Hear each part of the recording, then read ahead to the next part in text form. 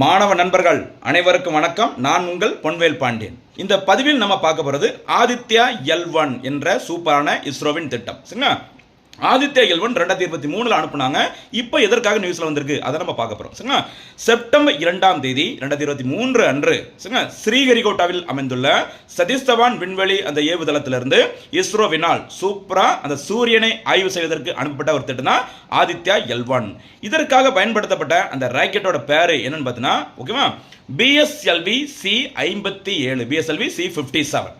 இந்த ஆதித்யா L1 ஓகேவா அனுப்பும்போது இஸ்ரோவின் தலைவராக அதாவது 10வது தலைவராக இருந்தவர் யாருன்னு பார்த்தீங்கன்னா சோம்நாத் அவர்கள் கேரள மாநிலத்தை சேர்ந்தவர். அதே மாதிரி இந்த ஆதித்யா L1 திட்ட இயக்குனர் யார் அப்படின்னு பார்த்தீங்கன்னா நிகர் சாஜி அவர்கள் மறக்கக்கூடாது. சரிங்களா?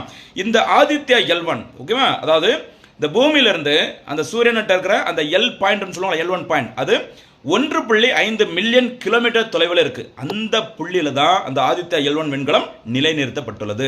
அங்க இருந்துகிட்டே அது என்ன ஆராய்ச்சியில் ஈடுபடுது அப்படின்னு பார்த்தீங்கன்னா சூரியனின் அந்த வெளிப்புற அடுக்கான இந்த கொரோனா அப்படி சொல்லுவாங்களா CORONA இந்த கொரோனா ஓகேவா அதே மாதிரி சூரிய காந்த புயல்கள் எவ்வாறு ஏற்படுகிறது அவருடைய தாக்கம் பூமியில எப்படி இருக்குது இதை ஆராய்வதற்கு தான் எந்த விண்கலம் அனுப்பப்பட்டது ஆதித்யா L1 விண்கலம். சரி, இது எதுக்கு இப்போ ரீசன் நியூஸ்ல வந்திருக்குன்னு பார்த்தீங்கன்னா கடந்த அக்டோபர் 2024ஆம் ஆண்டுல ஒரு மிகப்பெரிய ஒரு சூரிய காந்த புயல் பூமியை தாக்கியது.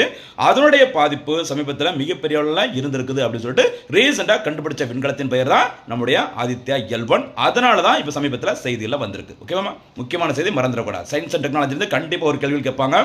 ஓகேவா? இந்த பதிவிற்கான கேள்வி ஆதித்யா L1 விண்கலம் எப்போது செலுத்தப்பட்டது? ஆதித்யா L1 விண்கலம் செலுத்தும் போது இஸ்ரோவின் தலைவர் யார்? அதே மாதிரி ஆதித்யா L1 திட்ட இயக்குனர் யார்? இதற்கான பதிலை மறக்காம கமெண்ட்ல சொல்லுங்க.